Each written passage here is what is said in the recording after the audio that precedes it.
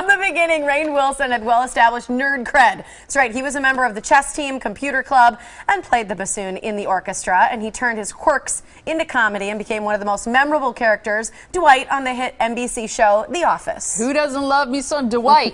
Well, we are thrilled to be talking to Rainn now on the Morning Blend. He's going to be in Milwaukee later this week, performing at the Pabst Theater. Also, his new book is titled The Bassoon King. We got a copy right here. My Life in Art, Faith, and Idiocy. No. Idiocy. Idiocy. Not mediocrity. Idiocy. Oh, look, we're both reading your book. Oh, yeah. Hey, Rainn. What up, buddy? Oh. Hey, guys. I was just rereading my book. How's it going? Good. How about if you mispronounce idiocy? That was That pretty makes you, idiotic. How's it going? Can I just comment on the, I do not think, first of all, I was not invited to David Caruso's birthday party. You should have been. Second of all, I don't know what happened there. It must have been an oversight. Second of all, I don't like the idea of giving gifts to people at parties, like a parting gift or something like that. I think it starts, because then people start to try and top each other and they feel like they need to do more, and then all of a sudden, like, you're going home with a new car or something. Actually, you know what? I just changed my mind. Hey, I'd be fine with that. I just changed my mind. Right. I'm all then for it's it. okay. I'm all for it. But you're a parent. Yeah. What do you see with birthday parties and stuff like that? Often kids go home with something if they're the one to attend a party. I know, it's not right. I don't think it's right. You're there to celebrate the other person. You can give gifts. We do parties without gifts. We just say, like, no gifts, or make a donation to a charity or something like that. Like, my kid's got enough stuff. You know, there's all this stuff that accrues, you know, all these, like, little toys and stuff that they never play with. I totally get that. Do you have what about thank you notes?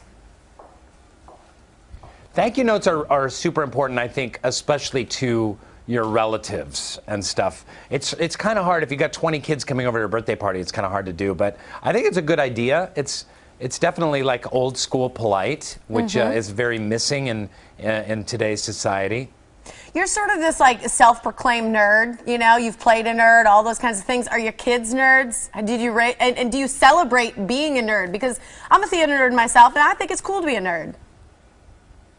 Yeah, you know, it's different these days. You know, back when I was a nerd in the late 70s and early 80s, like, you got the crap beat out of you. You know, it was a different thing. There was no consciousnness about bullying or anything like that. So it's fun. You know, my son, he's way more confident than I was. I was very insecure. I was very shy and gawky and awkward.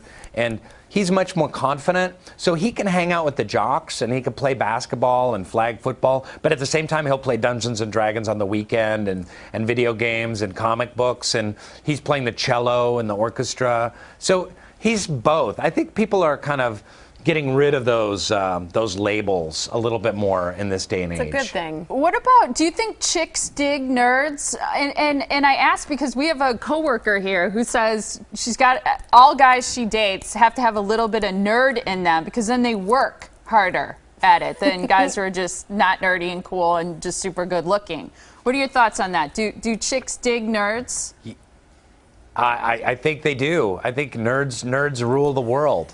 But, you know, there's something about nerds, too, like, you know, maybe they're a little more thoughtful or a little more intelligent or a little more well-read. So I think those are qualities that the chicks dig. But what do I know? I was a bassoonist for 6 years. Well, and speaking of working hard... But I talk in my book about...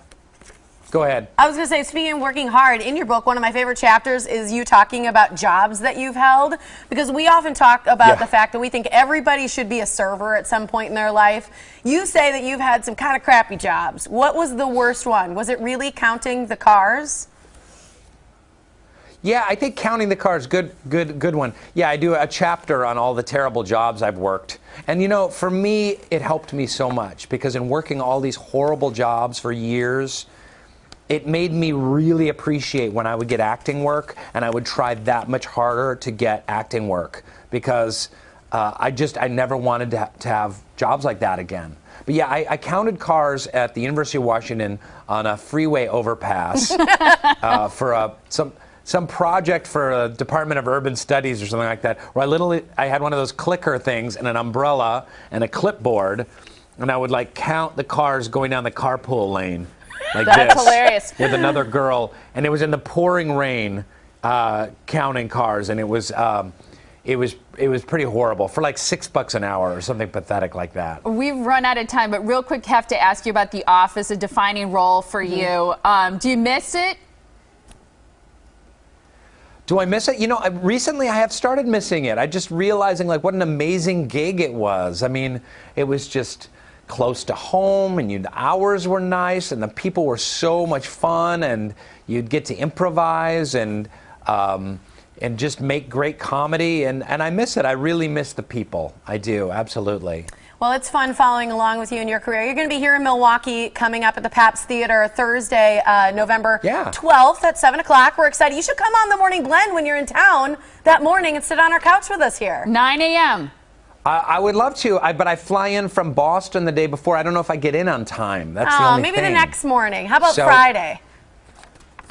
Then I got to fly to Seattle. I mean, or Chicago. I got to move. I got to move some books. Are you going to come to the event on Thursday at the Pabst Theater? Would love to. You going to come down? Come on. Yeah. It'd be fun. We get our tickets at pabsttheater.org. That's where we're going to buy them. Yep. Thanks, Rainn. That's what we just shared with people. Thank you so much, Rainn. See you there. Great to talk to you. Thanks so much.